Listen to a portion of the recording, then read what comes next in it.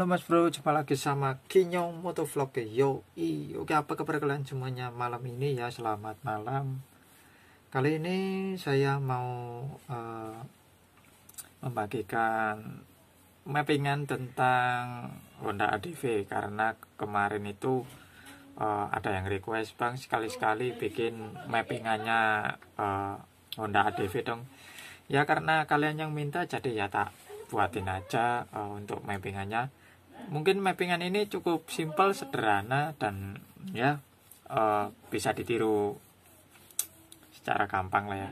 Tapi untuk spek mesin ini pakai mappingan standar, Honda ADV nya standar, cuman di porting sama pakai Noken A seri T ya, T1. Jadi untuk putaran bawahnya nendang, tapi untuk atasannya ya lumayan lah. Nah di sini base mapnya seperti ini ya kan. Grafiknya itu sempurna ya. Grafiknya Matic Honda ADV itu seperti ini. Jadi untuk base map saya sarankan jangan pernah merubah ya. Jadi sesuaikan base mapnya dengan motor kalian masing-masing. Jadi jangan pernah dirubah. Cuman grafiknya dimulusin aja ya.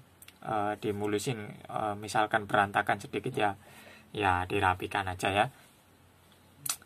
Terus base mapnya itu grafiknya seperti ini, mulus. Nah dari TPS 35 baru ada peningkatan ini. Nah, seperti ini ya kan. Base mapnya sekilas saja, nggak terlalu signifikan tampilannya, tidak terlalu mencolok. Jadi lumayan rapi. Terus untuk 3D nya kita coba lihat. Nah 3D nya itu seperti ini ya kan. 3D nya itu rapi sekali Honda ADV itu ya kan.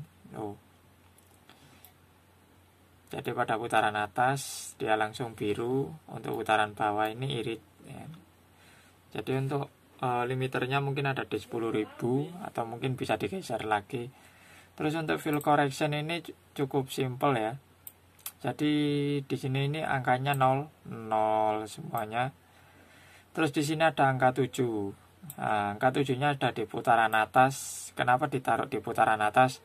Ya karena kategori motor Matic kalau dibuat santai itu kan gasnya tinggi dulu ya, sampai putarannya naik, baru gasnya dilepas, di los, terus dibuka dikit ya kan, supaya buat dorong motornya itu biar santai, biar irit ya. Nah terus di sini ada angka 7 ini supaya ya mungkin waktu disentek dikit itu ada yang dorong lah, ada sedikit tenaga ya kan. Ini angkanya cuma 7 dari 8.000 sampai 16.000 ini diratain ya kan.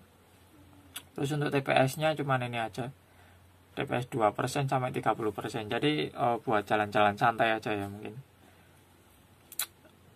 Terus yang bawah ini angkanya 6. Nah segini ya. Ini dari 75% sampai 100%. Putaran RPM nya dari 7.000.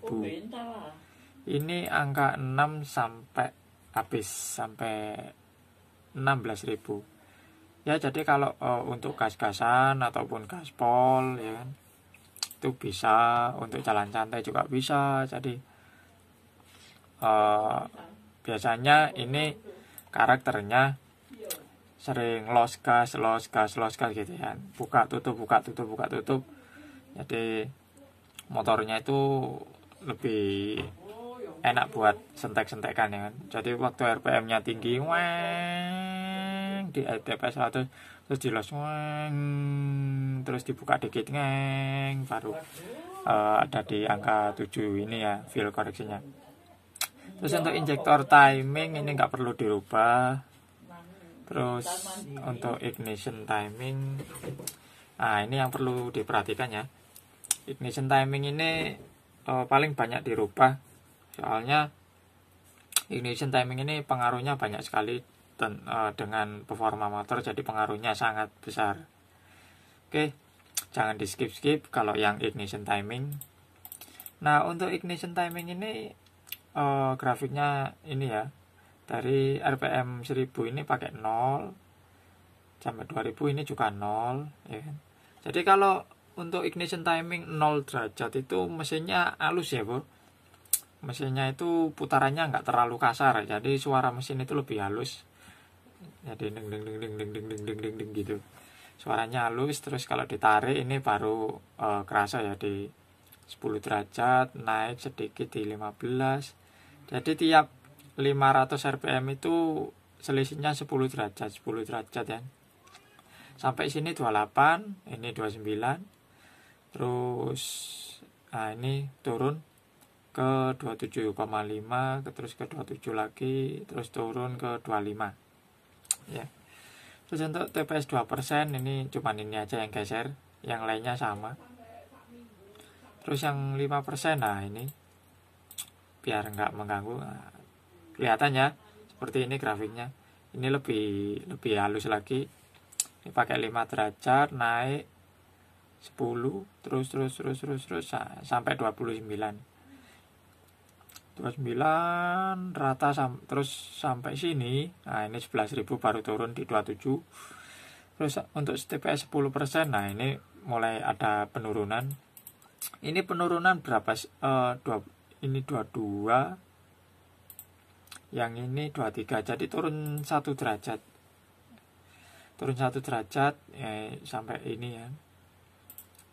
Nah ini turun lagi 1 derajat, tapi yang ini tetap, cuman yang di putaran bawah aja yang turun sedikit demi sedikit. Nah ini mulai ada perubahan, turunnya seperti ini 24, 27, 26, 25, 24 sampai 28 ini. Terus untuk 25, nah ini mulai turun lagi, ini di 28, 28 terus turun ke 26. Oke. Nah 30 nya seperti ini. Nah ini sudutnya di 21, startnya di sini 19, 21, 22, 23, 24. Jadi perurutan ya, perurutan ini. Nah ini turun lagi, ini mulai angka 15, 18, 19, 26. Nah ini turun lagi, turunnya secara bertahap ya mas bro, jadi tidak, nah ini 17, jadi tidak langsung banyak ya kan, turunnya sedikit-sedikit. Ini turunnya ini 15, tadi berapa tadi, nah ini 17 kali 15 turun 2 derajat, tapi yang atas ini turunnya mungkin hanya 1 derajat aja ya. Ini 50% ada di bawah sini. Semakin TPS nya naik, semakin dibuka gasnya, pengapiannya semakin mundur ya kan. Tuh ya, tuh semakin mundur. Terus ini, nah ini mulai di copy paste ini. Jadi mulai TPS 65 sampai 100% itu seperti ini. Grafiknya ini sempurna ini ya. Nah, ini boleh ditiru ini. Dari 8, 11, 13, terus naik lagi sampai di 27. Berarti kalau putaran tinggi itu berarti mulai keluar tenaganya di putaran sini ya. Nah ini 25 ya, mungkin cukup simple ya kan, nggak terlalu banyak perubahan. Jadi untuk base mapnya seperti ini tadi. Terus fuel koreksinya juga, kalau injektor timing nggak perlu dirubah ya, jangan dirubah. Untuk khusus untuk injektor timing sama base map itu jangan dirubah-rubah ya.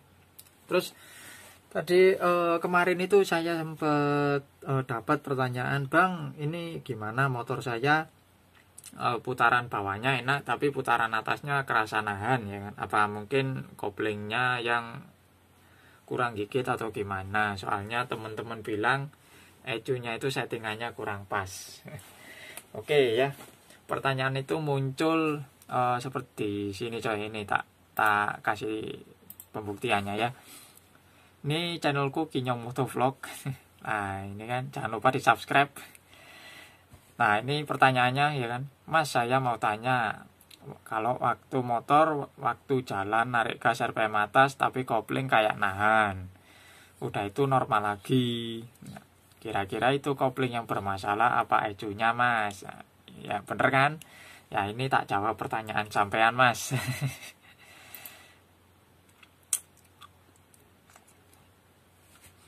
Oke, jadi untuk putaran atas itu sebenarnya kalau terasa nahan itu biasanya terlalu basah. Kalau terlalu basah motornya akan berebet dan akan tertahan.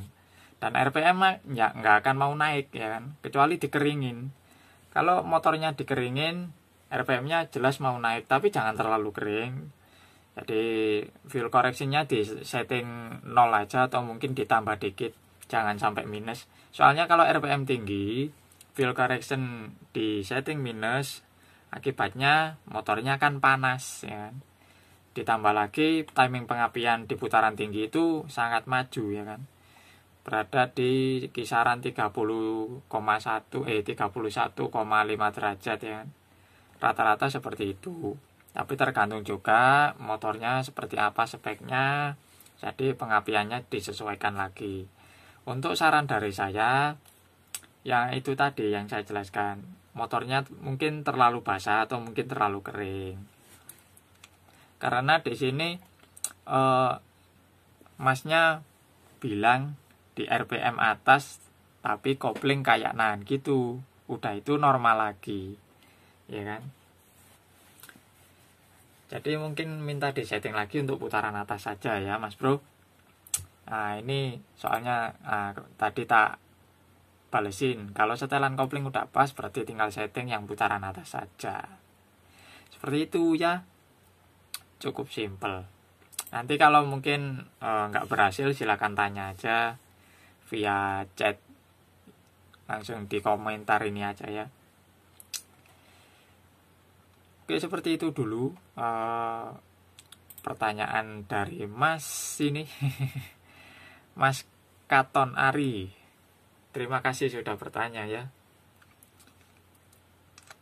Terus ya sekalian saya balesin komentar yang lain. Nah ini, kalau digas ngempos apanya Mas? Ya kalau digas ngempos ya banyak faktornya ya kan. Settingannya belum ketemu. Nah ini kan tak tanya lagi, base mapnya pernah dirubah nggak, fuel correction di set berapa, timing pengapian di set berapa derajat. Ngempos kemungkinan itu 2, sebenarnya nggak 2, banyak. Ngempos itu pertama ya jarang servis iya, terus jarang ganti uli iya, terus filter udaranya minta dibersihkan iya, filter kotor itu ya bisa jadi ngempos ya kan. Jadi motornya itu diservis dulu. Kalau sudah diservis, performanya sudah enak, baru tinggal disetting. Jadi kalau motornya belum diservis langsung disetting ya pasti settingannya nggak akan ketemu ya kan. Nah ini dijawab langsung, cuman setting fuel correction aja di angka 10. Nah ini kalau angka 10 ini maksudnya di RPM berapa ya kan. RPM misal di putaran tinggi atau mungkin di putaran bawah, menengah, terus di TPS nya itu TPS berapa kita kan nggak tahu ya kan. Jadi seperti itu.